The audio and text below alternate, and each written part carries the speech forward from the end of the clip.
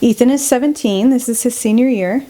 And in August of this year, he was diagnosed with rhabdomyosarcoma.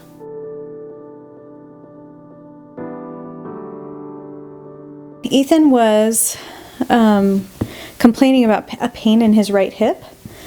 And he had just started working at Chick-fil-A and had been there for a few weeks and was just... Fun place. Yeah, it is really fun. And was just kind of living on painkillers. We got him in for an MRI at that point, and his doctor called us the next morning and said, yeah, he has multiple tumors on his spine that we can see for sure. We think, they're most likely cancerous.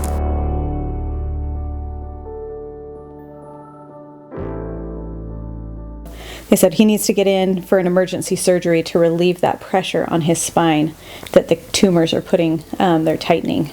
So, it's funny, while you're waiting for a diagnosis, you're just hoping for great, you're just hoping that you're going to get, a very treatable cancer that has a really high success rate of treatment. You're kind of expecting it, almost. You're kind of like, yeah, it's unlikely that it's going to be, one of these really rare, hard to treat cancers. It's unlikely. Once we got the diagnosis, then they lay out kind of your treatment plan.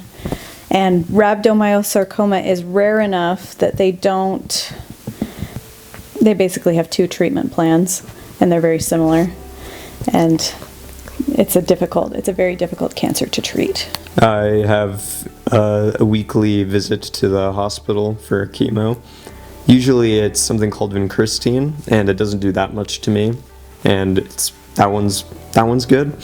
But every 3 weeks I end up getting a harder chemo that kind of knocks me flat for a couple of days. Soon I'm going to be starting radiation. It's, for those who don't know, that's when they're going to radiate all the different spots I have tumors to basically burn it away and make sure that stuff doesn't start up again. How did I never know that before? I know. Are you recording me? I'm recording during my... What did you just realize? God. Andy is the Onceler from the Lorax and The Office. It's the same person. It's so great. It's the same human being.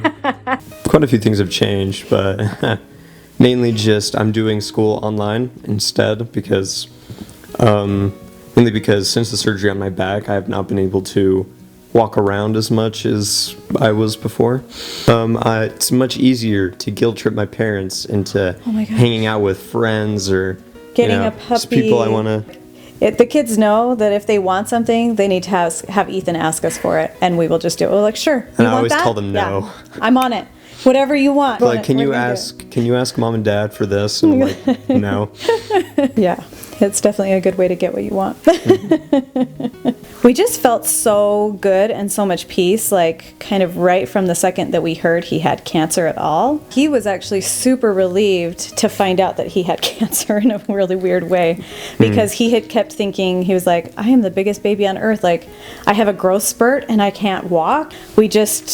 Even though, his doctor only gave him a 7% chance of survival, we just don't feel that that's true. We just don't feel that that's really the case for him. Honestly, I prefer getting this over other ones because for the rest of my life, I get to brag to people that I, with just a 7% chance I made it out.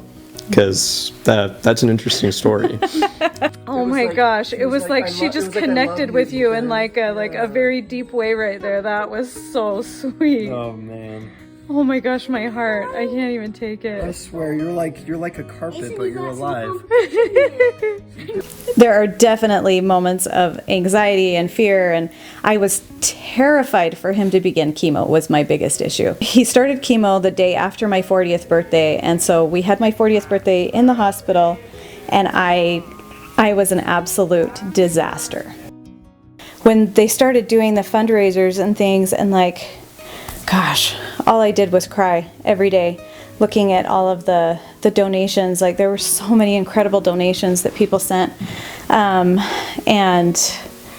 I mean, people I've never even spoken to, you know, like it just really touched my heart just so deeply, that just to feel like people just cared so much. Not to mention the financial aspect of it, you know. Ethan's got some money that he can spend on some fun things now.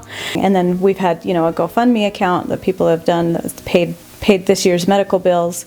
We'll have next year's medical bills, you know, I mean, probably several years worth of medical bills that we'll have to do. I've stayed very positive about all of it just because that's just who I am. I don't know, I was just in the mindset that if I'm not positive about it, what am I doing?